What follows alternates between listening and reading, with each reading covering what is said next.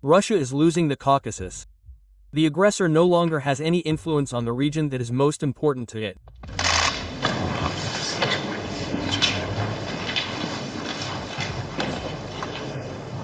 While the Kremlin is wiping out its army in the war against Ukraine, its closest allies are bypassing Moscow and establishing relations with their historical enemies.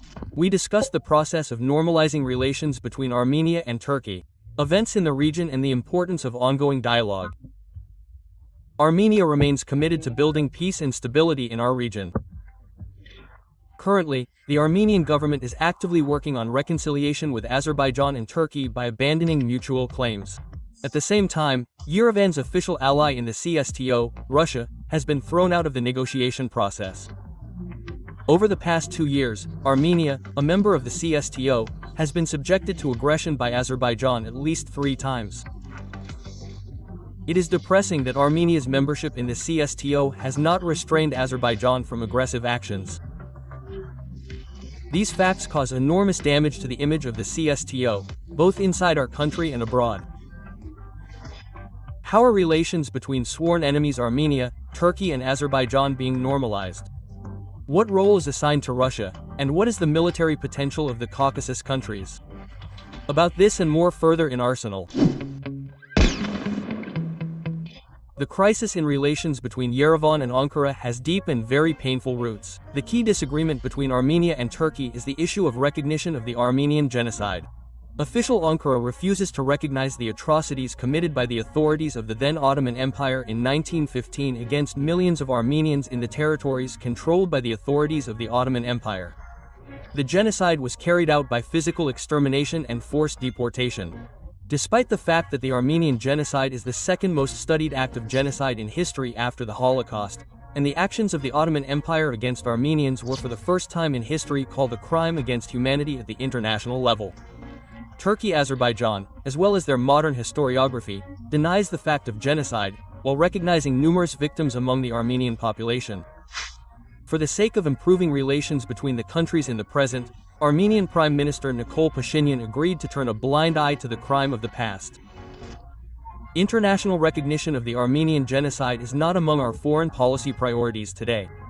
The priority is now peace with neighbors, not disputes about the tragedies of the past. In addition to the destruction of Armenians, relations are complicated by Armenia's refusal to ratify the 1921 Treaty of Kars on friendship between Armenia, Azerbaijan, Georgia and Turkey, and, of course, by Ankara's support for Baku in the Karabakh War.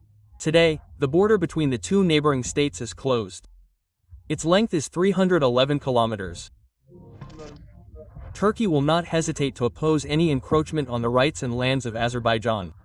But, despite all the disagreements, yesterday's vassal of the Russian Federation is doing everything possible to improve relations with the historical enemy. According to the Armenian authorities, a speedy reconciliation will bring material benefits to the entire South Caucasus and its neighbors. Pashinyan wants the borders between all countries in the region to open and economic barriers to be lifted.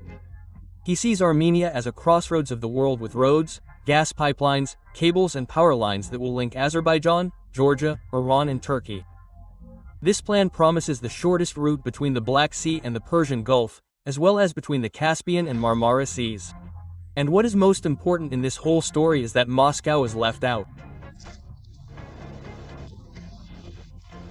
Unblocking Armenian-Turkish relations, the border between Armenia and Turkey, unblocking economic routes in the region, the possibility of Armenia building relations with various neighboring countries, and not only with Iran and Georgia. All this, without a doubt, creates the preconditions for the dirty boot of the Russian soldier to be removed from clean Armenian soil. In the event of normalization of relations with Turkey and Azerbaijan, the services of the Russian Federation and its peacekeepers in the Caucasus will no longer be needed, especially since Russian peacekeepers have already discredited themselves during the war for Nagorno-Karabakh. While the Russian Federation silently watched the defeat of its ally in the confrontation with the Azerbaijani armed forces, and also unleashed its chained propagandists on its own allies. The youth of Armenia must understand that Pashinyan is a traitor to the Armenian people. one of the strongest armies in the world, the Turkish army, became the backbone of Azerbaijan. Baku purchased dozens of T-300 and RLG-230 RCZO units from Ankara, half a thousand KBRA and Cobra II combat reconnaissance vehicles, and, of course, hundreds of Erdogan's Bayraktars, which were actively used in the war in Karabakh.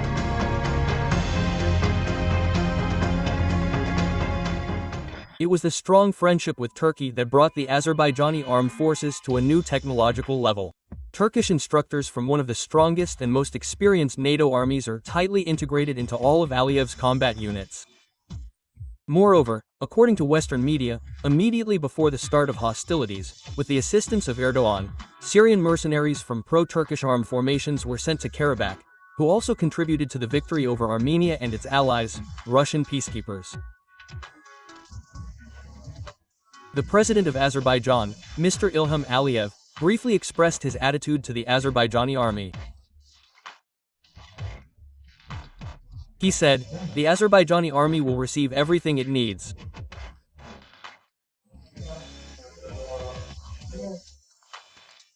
That is precisely, implementing the words of the Supreme Commander-in-Chief. The Azerbaijani army after the war received another development. The Shusha Declaration was drawn up.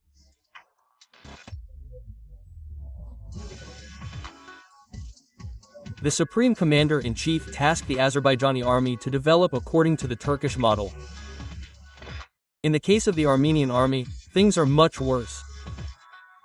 In the military power rating of the analytical resource Global Firereaper for 2025, Yerevan ranks 91st, behind almost all of its neighbors, Turkey, Iran and Azerbaijan, and ahead of only Georgia.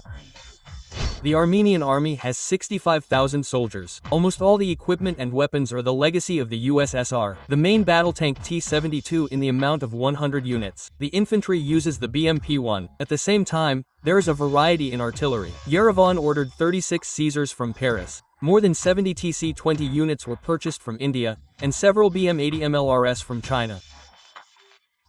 Yerevan also has several Iskander operational tactical missile systems, Soviet Elbrus, period. Yerevan allocates about $1 billion for defense. Not having its own military-industrial complex, the money is mainly spent on purchasing equipment and weapons from other countries. The fate of the entire Caucasus depends on the further steps and actions of Erdogan, Pashinyan and Aliyev.